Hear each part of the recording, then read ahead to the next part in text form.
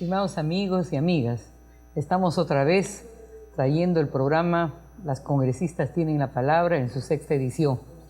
Y para llevarla a cabo, qué duda cabe que un tema que convoca sobre todo a las mujeres del país es el tema de la violencia física, de la violencia psicológica. Pero esta vez en la versión de cómo esta violencia se vincula con el sistema policial y con el sistema jurídico. Y para tratarlo tenemos ahora una excelente invitada, es la doctora Luz Salgado Rubianes, integrante de la Comisión de Constitución y Reglamento, Relaciones Exteriores, Defensa Nacional, Orden Interno, Desarrollo Alternativo, Lucha contra las Drogas y de Inteligencia, cuántos temas, pero en lo que a mí respecta, una amplia conocedora de las políticas sociales en el país y de la situación real que afrontan las mujeres, sobre todo la de los estratos vulnerables. Buenas tardes, congresista. ¿Cómo estás, Rosa? Encantada de estar en tu programa. Luz, tú has presentado un excelente proyecto que se aprobó en una polémica más o menos significativa en el Congreso de la República respecto al impedimento de conciliación en los delitos en que de por medio haya violencia doméstica, ¿no? ¿Cuáles fueron las razones que estuvieron a la base de este proyecto? Mira, nosotros, digo nosotros porque somos un buen grupo de mujeres que estamos en esta lucha permanente. Desde mi anterior gestión como congresista he participado en varios proyectos de lucha contra la violencia y quedaba todavía algún resquicio, o sea, el tema de la conciliación a nivel de policía, a nivel de fiscalía, a nivel de las demunas, ya se había conseguido que estas conciliaciones en el caso de violencia no se debían dar. ¿Por qué? Porque pone a la víctima en una situación muy difícil en la cual el juez, en este caso, busca argumentos que son machistas, de argumentos machistas para poder decir que es la mujer la responsable del conflicto y la obliga prácticamente a volver a perdonar al agresor, que muchas veces luego hemos visto que terminan hasta en crímenes, ¿no? Entonces faltaba el nivel judicial y es por eso que presenté el proyecto de ley y en enero del 2013 se convierte en ley la 29990 que nos está permitiendo en este momento empezar una nueva política y una nueva adecuación también con los jueces para este tema. En general, los supuestos de hecho de maltrato y de lesiones son comunes en el país, ¿no? Últimamente yo estaba en un evento sobre la violencia que tenía un póster muy creativo, era la Gioconda, pero que tenía un tremendo ojo morado, había sido sí, adecuado artísticamente, ¿no? Pero, ¿por qué esta desconfianza frente a la negociación? ¿O la negociación hecha por los policías no es equilibrada? ¿Está a favor de los maltratadores? ¿Cuál es tu punto de vista? Sí, todavía nos falta mucho, a pesar de que a nivel de policial ya se ha prohibido, a nivel de las demunas también, sin embargo, es como personas que quieren rescatar supuestamente esta unión y creen que perdonándose, o cuando no hay agresión física y hay agresión psicológica, sobre todo ocurre, de que dicen, no pues, tú también le habrás dado que hacer, tú también te habrás portado mal, de repente no le has preparado los alimentos, el hombre ha estado cansado del trabajo, como si la mujer no estuviéramos cansadas del trabajo. Pero cuando una mujer, Rosa, y tú y yo lo sabemos, acude a denunciar, es en última instancia. Es porque ya ha pasado una serie de agresiones y entonces se está poniendo ella, inclusive, su orgullo lo está poniendo de lado, pasa por la vergüenza de decir, a mí me maltratan psicológica o físicamente porque ve que está en riesgo su vida. Y las pruebas al canto. Hoy tenemos una gran cantidad de feminicidios y es porque muchas veces mujeres que han puesto inclusive en alerta a las autoridades no les han hecho caso.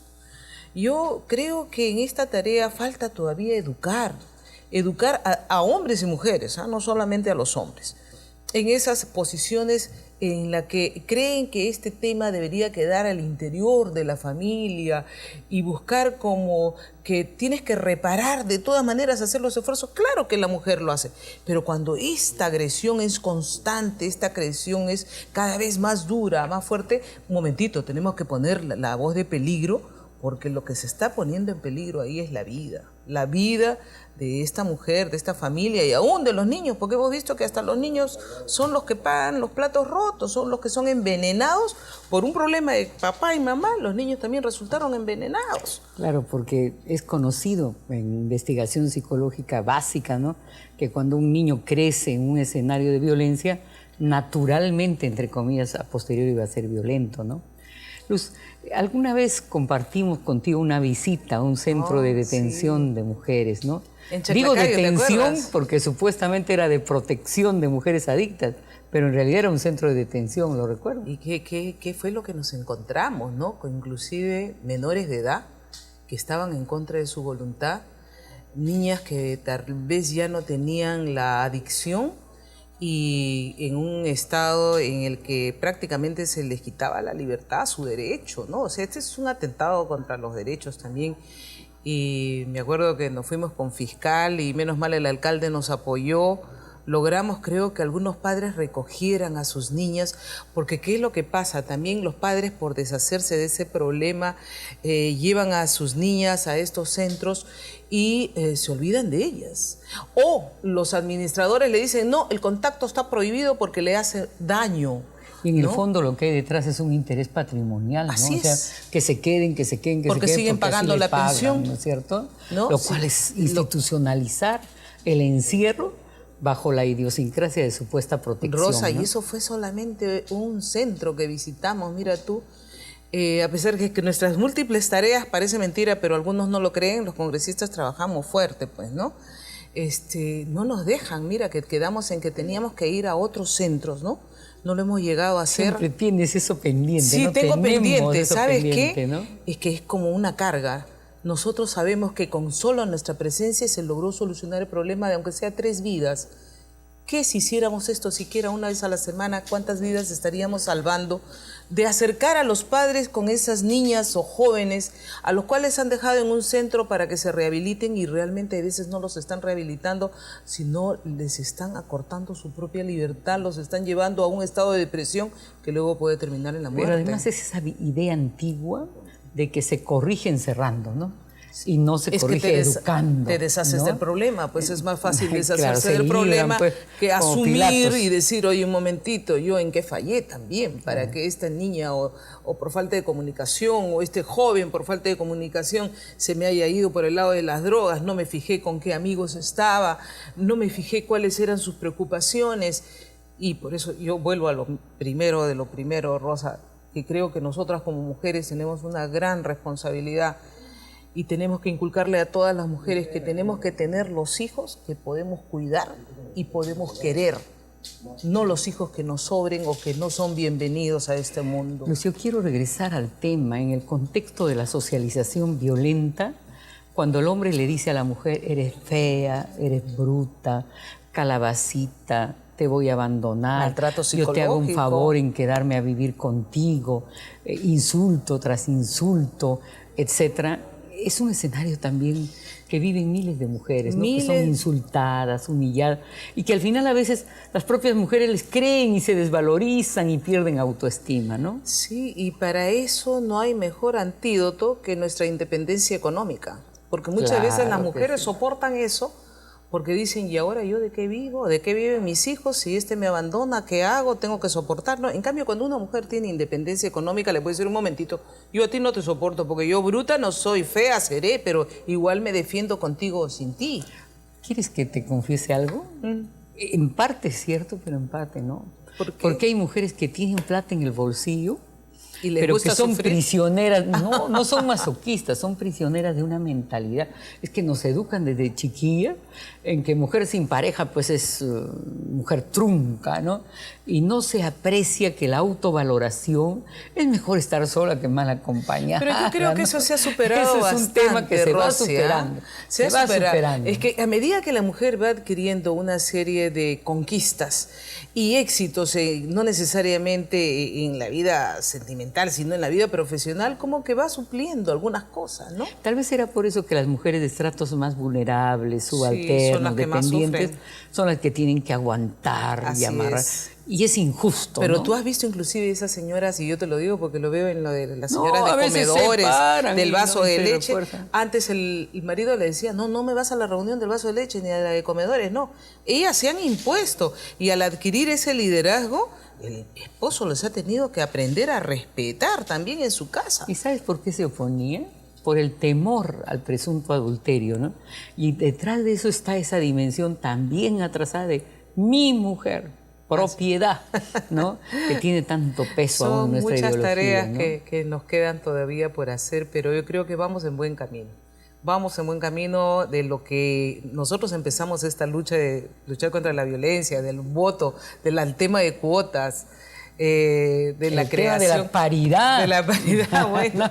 Hemos avanzado bastante, te digo, y yo me alegro porque las mujeres mismas son las que van conquistando sus propios derechos, van adquiriendo experiencias, y ahora lo que nos falta es más educación todavía, porque lo que todavía nos está, digamos, manteniendo un poco cerradas es el hecho de cumplir nuestro rol de madres y nuestro rol profesional. Podemos hacer ambas cosas, pero planificando nuestra familia. No, porque si te llenas de hijos, también ya olvídate, ya se te quitaron las oportunidades de hacer varias cosas. Claro, porque hasta en el embarazo precoz, un solo hijo de una joven adolescente le cambia la vida, como lo sabemos. Te cuento, ¿no? estoy presentando un nuevo proyecto casualmente a raíz de que hemos ratificado en la Comisión de Relaciones Exteriores un tratado internacional, el cual otorga 8 días más de descanso para la lactancia materna. En el de nosotros solamente es 45 días antes, después del parto. Pues hemos establecido cumplir con el tratado internacional, así que las mujeres, si se aprueba este tratado, vamos a tener 8 días más para dar de lactar a nuestros hijos. Te tendremos entonces aquí nuevamente, claro, Luz, sí, con ese proyecto, para seguir conversando sobre el proyecto. Y bueno, amigos, vamos a dejar esta parte del programa con una pausa, y vamos a tener después como invitado a un experto en la problemática de la salud mental, para intentar abordar desde este lado más complejo, más científico, el tema de la violencia psicológica a la mujer. Vamos a recibir al director del Hospital Honorio Delgado Noguchi, el doctor Walter Humberto Castillo Martel. Volvemos, estimados amigos. Las mujeres, para que nos respeten los hombres, o sea, las parejas, es lo primero que debemos saber es nuestros derechos. Es cuestión de decidirse. No todo lo que el hombre dice o hace es lo que vale, es lo que es cierto. Nosotros también valemos mucho. Tú puedes, tú tienes manos, tienes pies, tú puedes trabajar. Muchas veces las mujeres se limitan a que no pueden trabajar y siempre van a depender de su esposo. Eso es mentira. La mujer que quiere salir adelante lo hace sin pretextos.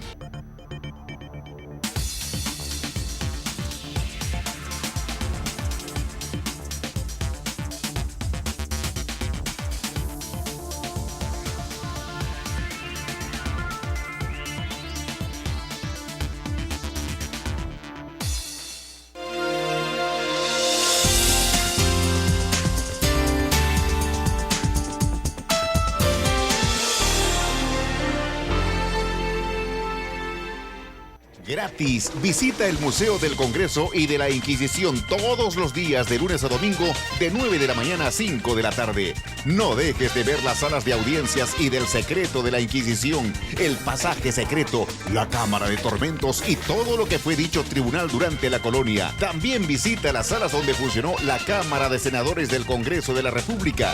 Aprende la historia del poder legislativo peruano y su importancia para el sistema democrático como garante de la libertad y los derechos ciudadanos.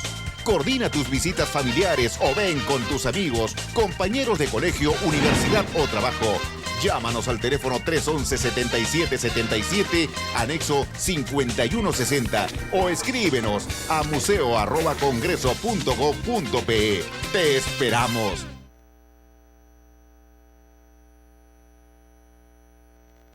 Tu congresista no trabaja solo.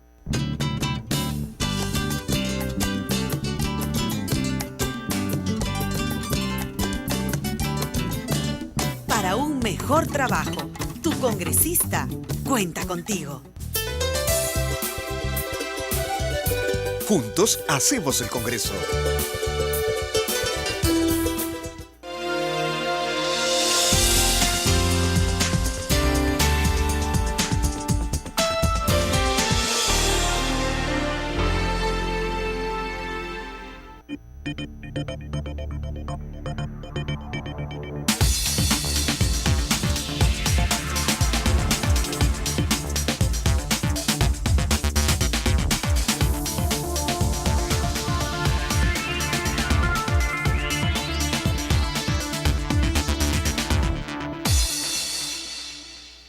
Amigos, cuando hablamos de violencia pensamos en la violencia física y no en la violencia psicológica ni en la salud mental de las víctimas. Y por ello es muy grato para nosotros conversar esta tarde con alguien experto en la materia. Es el doctor Walter Humberto Castillo Martel, que es director del Hospital Honorio Delgado Noguchi. ¿Cómo está, doctor? Buenas tardes, Rosa. En los entretelones de esta grabación, usted me manifestaba que tal vez hay que mirar con una perspectiva de mayor complejidad la relación de poder que hay entre el agresor y la víctima en estas materias de violencia. ¿A qué se refería, doctor? Así es, mire, estamos en el Instituto Nacional de Salud Mental haciendo estudios epidemiológicos sobre problemas de salud mental, entre ellos el de la violencia. Y vamos encontrando que aproximadamente un 20% de las mujeres, un 20% de las parejas mantienen una relación de violencia sistemática, digamos, y una violencia de baja intensidad, una violencia más sutil, ¿no? Entonces creo que podemos hablar como de dos formas grandes de violencia. Una en la que hay una gran brecha de poder entre el hombre y la mujer, y que esa violencia... Hay una gran desigualdad. Una desigualdad, claro, una desigualdad.